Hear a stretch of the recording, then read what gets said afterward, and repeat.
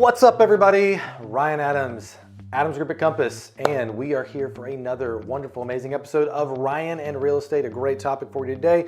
But before we get to that topic, if you could do me a favor, if you could hit the subscribe button, click the notification button, and if you have any comments, I would love to hear from you.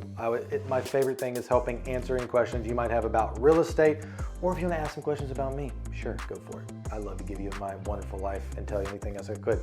But let's get on to it. Question today. Here would be my question to preface the question. Okay, here it is. You ready? If you had bought, let's just say, which would be kind of expensive, but let's just say you bought 100 shares of Tesla right before COVID hit. And you, obviously, a lot of people saw that, they sold off, but some of you guys were smart, maybe not Tesla, but maybe something else, and you bought 100 shares, you'd be up, if it was Tesla, 600% right now. Well, recent statistics have come out and said that the average homeowner during the pandemic made $56,000 in equity in their home because or through the pandemic. So if you had that stock, you had that 600% gain on your stock per se, Tesla, what would you do? Would you sell it and take it all at that point? Would you trim a little off? Say you had 100 shares, you took off 50, you're locked in on some profits. Or would you just ride the wave out till eternity? The reality is you had a huge, huge gain. You got to make a decision. A lot of you homeowners right now, you've been up 10, 15, some of you 30% in your home since this pandemic happened. So now the question I have for you is it time to cash out? Maybe it is, maybe it's not. But I want to give you right now is just 3 things that you could do and think about doing. And if you got it, these are kind of big decisions. So if you have any questions, again, feel free to reach out. Number 1, which I hope most of you have done, is refinance. We are at record low interest rates. And I know we've heard interest rates are going to be rising, but they're still pretty low. If you look at a broad spectrum of the last 10 years, we are at one of the lowest periods. So have you refinanced?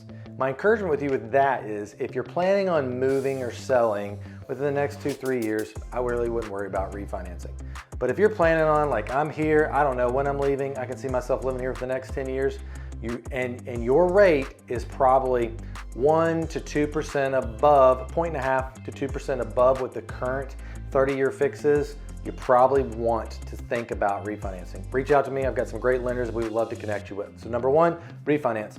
Number 2, similar, but is a cash out refinance. What is a cash out? Refinance is, let's just say you're in your home, you got 50% equity, you refinance, you're just refinancing at a lower percentage of interest rate than you had originally bought the home at. A cash out refi is that you're going to take a certain amount of cash out, you're going to refi at a lower rate, but then you're also going to withdraw the equity from your home.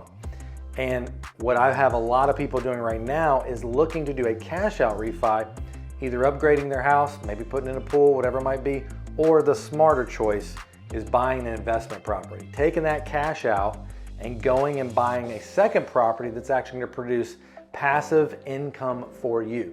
And we've got investment opportunities for you that could be from $100,000 up to $500,000 and even higher. Average investment property, probably $150,000.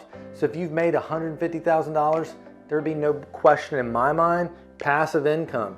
You think you're going to get more money in your home in the eventual appreciation, or actually taking it, buying another property and allowing a renter to pay for your passive income? So cash out refi. Last one, number 3, is maybe it's time, you've been looking at it and you're going, I love to upgrade my home and get a bigger home, or maybe I'd like to downsize. But how am I going to do that in the middle of this market? How am I going to, I know the prices are so high. Yes, I can sell my house really high for a high price, but I'm going to have to go buy it for a high price. Yes, that is going to happen. But it's still a great opportunity to do it. The great thing working with the Adams Group, we have some programs exclusive for our clients that allow you to do that process and still help you to make a competitive offer, and it's a very seamless and smoothless transaction. So yes, it's still possible to sell and buy a home at the same time. What we do know is you'll be able to definitely, if you do what we tell you to do, you'll be able to sell your home at top dollar. And then when we look for the next home, we can help navigate that process. We've done it for lots of people during this pandemic.